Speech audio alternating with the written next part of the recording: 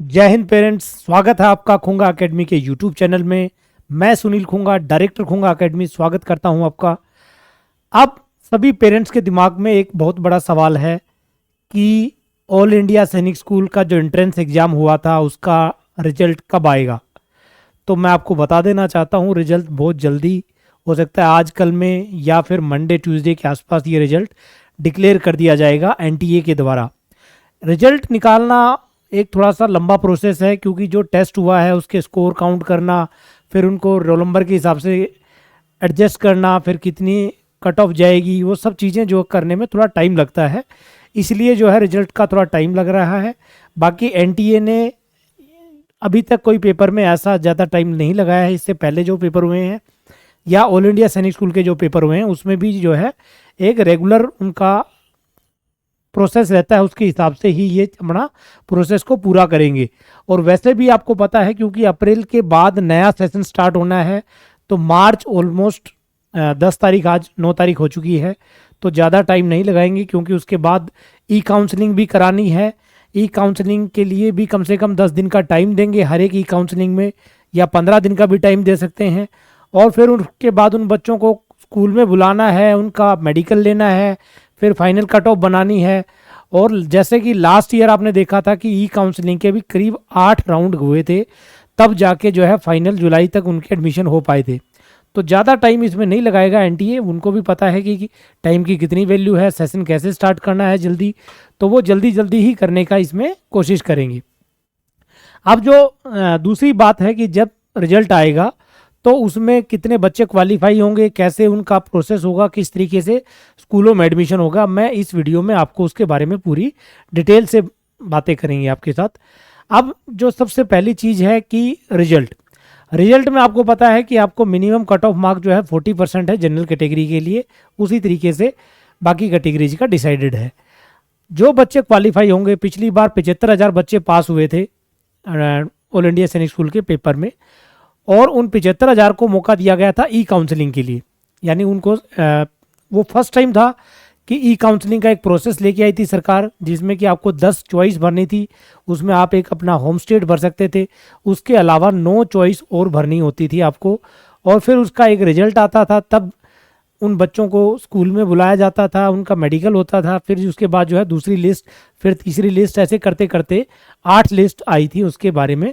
तो ये पहली बार था, इस बार भी हो सकता है ई काउंसलिंग हो, क्योंकि एनटीए ने इस बार टेस्ट लिया है। पहले सिर्फ आपको एक चॉइस मिलती थी, उसी स्कूल पे आपका कंपटीशन होता था, उसी पे आपका जो डिसाइड होता था कि आप सेलेक्ट हुए हैं या नहीं हुए हैं। अब आपके पास चांसेस हैं कि आप अपनी ई काउंसलिंग के द्वारा फर्स्ट टाइम नहीं तो सेकंड टाइम में, सेकंड नहीं तो थर्ड टाइम में, थर्ड नहीं तो फोर्थ टाइम तक, ऐसे करके आपको जो है चांसेस हैं स्कूल में एडमिशन होने का। अब ये ई काउंसलिंग का सिस्टम क्या है, इसका मैं आपको एक बार पूरी डिटेल में बता देता हूँ। ई काउंसलिंग का जो सिस्टम है वो एक प्रॉपर वेबसाइट है।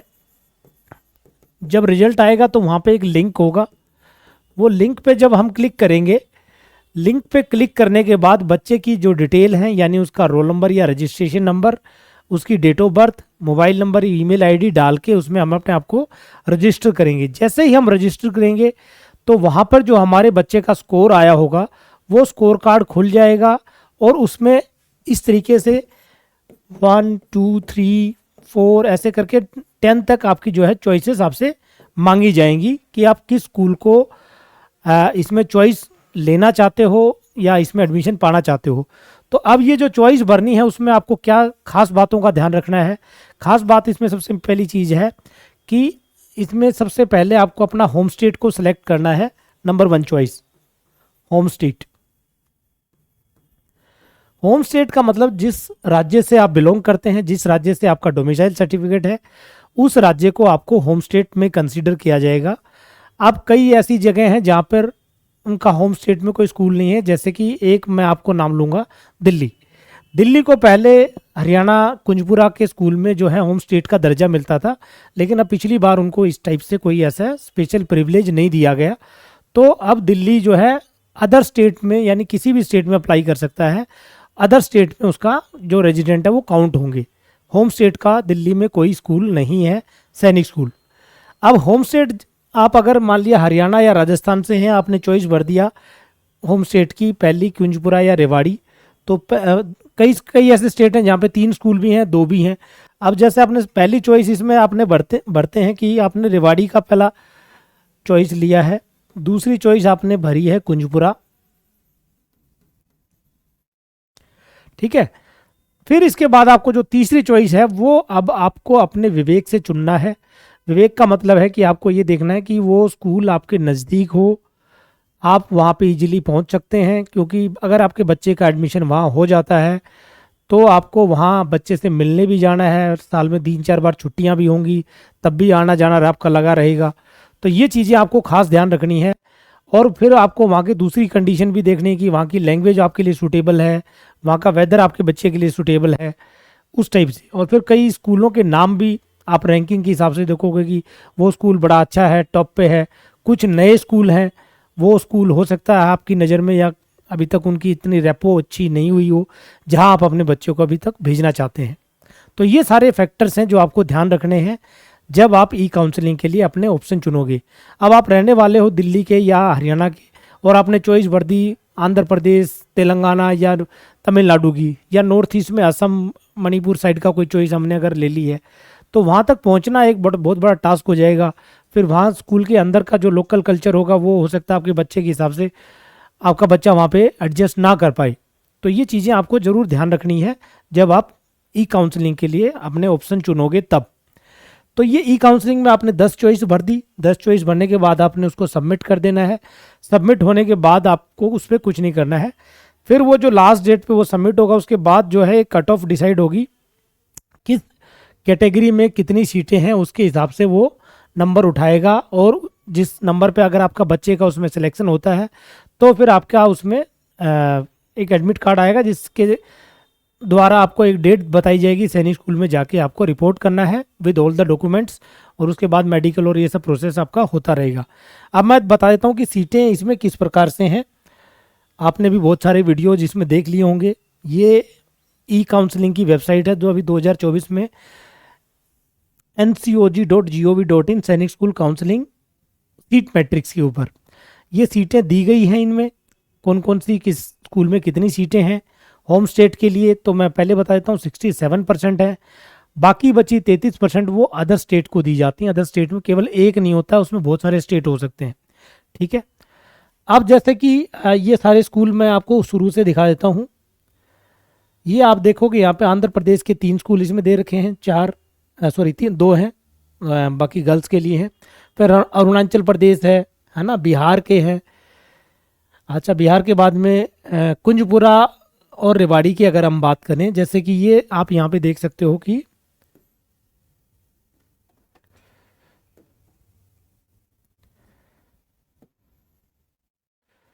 ये कुंजपुरा का स्कूल है हमारा, और क्लास 6 में जो सीटें दी गई हैं वो कैसे हैं आप यहाँ पे देख सकते हो कि होम एससी कैटेगरी में बॉयज़ के लिए कितने सीटें हैं, तो 11 सीटें हैं, ठीक है। एसटी हरियाणा में होते नहीं है। होम ओबीसी के लिए कितनी सीटें हैं, 20 सीटें हैं। थर्ड आता है अनरिजर्व्ड। अनरिजर्व्ड को जनरल कैटेगरी भी कहते हैं, इसमें 31 सीटें हैं टोटल। और होम डिफेंस यानी जो फौजियों के बच्चे हैं उनके लिए 11 सीटें रिजर्व हैं। तो ये इतनी सीटें जो मैंने अभी तक बात की, ये किस कैटेगरी में आएंगी, ये आएंगी होम स्टेट में, ठीक है जी, होम स्टेट में। तो अगर आप हरियाणा के रहने वाले हो तो सबसे पहले चॉइस आपको अपनी भरनी है होम स्टेट। होम स्टेट में आप देख सकते हो कि जनरल में 31 सीटें हैं, आपके ओबीसी कैटेगरी में हो तो 20 सीटें हैं, होम एससी में आपकी जो है 11 सीटें हैं, डिफेंस कैटेगरी में आपकी अगेन 11 सीटें हैं। तो ये सीटें हो जाएंगी आपकी होम स्टेट के लिए रिजर्व। अब जो दूसरी कैटेगरी आती है उसको बोलते हैं आउटसाइड स्टेट्स, है ना, उसको ओएस कैटेगरी भी बोल देते हैं, अदर स्टेट भी बोल देते हैं, है ना। अब इसमें कितनी कितनी सीटें हैं मैं इसके बारे में एक बार आपको बता देता हूं। ये हम कुंजपुरा की बात करेंगे इसमें।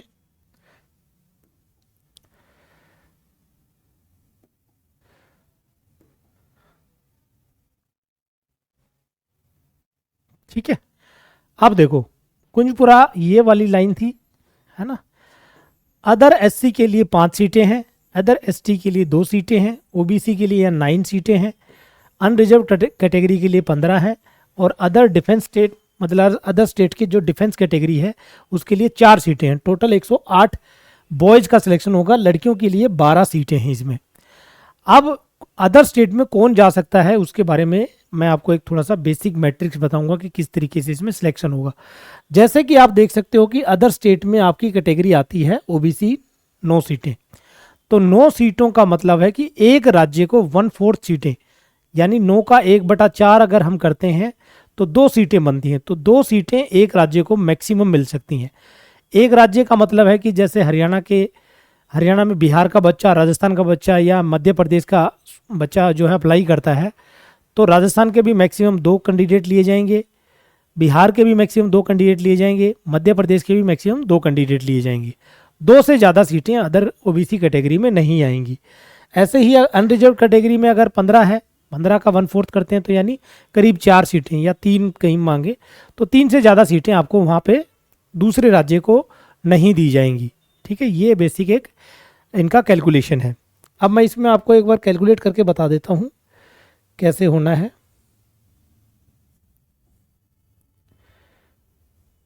हाँ, तो ये मैं एक बार क्लीन कर देता हूँ इसमें।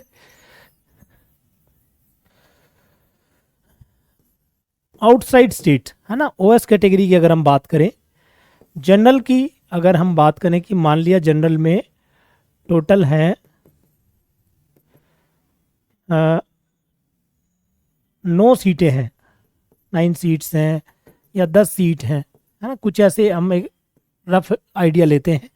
तो एक स्टेट के लिए 2 सीटें होंगी, तो 2 सीटों में 2 बिहार के कैंडिडेट जा सकते हैं, इसमें 2 राजस्थान के कैंडिडेट हो सकते हैं, 2 इसमें एमपी के कैंडिडेट जा सकते हैं, और 2 जो है पंजाब के कैंडिडेट जा सकते हैं, या कोई और राज्य भी हो सकता है, इसमें दिल्ली भी जा सकता है।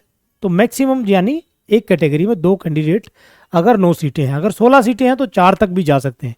अब वो कौन से जाएंगे? जिसके नंबर ज़्यादा होंगे, क्योंकि सैनिक स्कूल को चाहिए टॉपर बच्चा, तो जिस स्टेट के सबसे ज़्यादा नंबर होंगे वो कैंडिडेट को सेलेक्ट करेंगे वो सबसे पहले। जैसे मैं एक एग्जांपल के तौर पे बताऊं कि एमपी में मान लिया अदर स्टेट में 266 पे एक बच्चा है, 265 पर एक बच्चा है, तो ये दोनों जो है अदर स्टेट में कहाँ चले जाएंगे? हरियाणा के कुंजपुरा स्कूल में इनका एडमिशन हो जाएगा। अगला अगर नंबर पंजाब का है और पंजाब के बच्चे का नंबर 252 है, उससे अगला 251 है, इससे ऊपर किसी बच्चे के नंबर नहीं है, तो ये दोनों बच्चे भी आ जाएंगे दूसरा अदर स्टेट में इनका सिलेक्शन। तीसरे नंबर पे मान लिया राजस्थान है या बिहार का हम लगाएं, बिहार की वैसे भी कट ऑफ हाई जाती है क्योंकि बिहार के बच्चे बहुत तैयारी करते हैं, तो बिहार का तो 270 तक भी 80 तक भी बच्चे की कट ऑफ जा सकती है अदर स्टेट्स में भी। अब राजस्थान में मान लिया कि अगली 196 ही एक बच्चे के हैं और दूसरे के 194 है, और इससे ऊपर किसी राज्य के और बच्चे का नंबर है ही नहीं, तो राजस्थान के बच्चे भी इसमें आ सकते हैं तीसरे स्टेट के रूप में। ठीक है, तो ये इस तरीके से इनका कैलकुलेशन होगा। तो सबसे पहले आप ध्यान रखें कि आपको अपना पहले होम स्टेट चुनना है, क्योंकि सबसे ज़्यादा फ़ायदा आपको आपके होम स्टेट पे होना है। होम स्टेट के बाद फिर आपको देखना है कि कौन सा स्कूल आपके लिए फिजिबल है, जहां आपका बच्चा पढ़ सकता है या आप उसको वहां पे भेज सकते हैं। उसके हिसाब से आप फिर डिसाइड करें उसके नंबर कितने हैं। मिनिमम जो है पिछली बार 180, 185, 190 जैसे बता रहे थे कि कई स्टेट्स का 195-95 तक भी सिलेक्शन हुआ है। तो इस बार भी इतना ही चांसेस हैं कि अगर एक दूर के जो स्कूल है वहाँ पे 190, 195 या 200 तक की अगर नंबर है तो भी चांसेस बन सकते हैं, लेकिन होम स्टेट में आपके कट ऑफ बहुत हाई जाने वाली है। ठीक है, होम स्टेट में तो आप भूल जाओ, 250 से नीचे किसी स्टेट में अगर चांसेस बनेगा क्या। तो ये चीज़ें हैं कि सीट का मैट्रिक्स किस प्रकार से डिसाइड होगा। तो अदर स्टेट में आप याद रखें कि आपके राज्य की ज़्यादातर स्कूल्स में 2 या 3 से ज़्यादा सीटें नहीं हैं, उनसे कम ही है। 2-3 बच्चे एक राज्य के ले लिए तो उसके बाद फिर दूसरे राज्य को सीटें, बची हुई सीटें देनी पड़ेंगी। एक राज्य से सारे बच्चे नहीं लिए जा सकते। ठीक है, तो ये सीट का मैट्रिक्स है जो पिछली बार ऑल इंडिया सैनिक स्कूल का जो एंट्रेंस एग्जाम हुआ था जिसकी ई काउंसलिंग में हमने देखा था। इस बार भी उम्मीद है कि उसी प्रकार से ये आपको 10-10 चॉइस दी जाएंगी और 10-10 चॉइस के हिसाब से ही उनका सिलेक्शन लिया जाएगा। ठीक है, तो आई थिंक आपको ये चीज़ें समझ में आई होंगी कि कैसे ई काउंसलिंग का प्रोसेस करना है।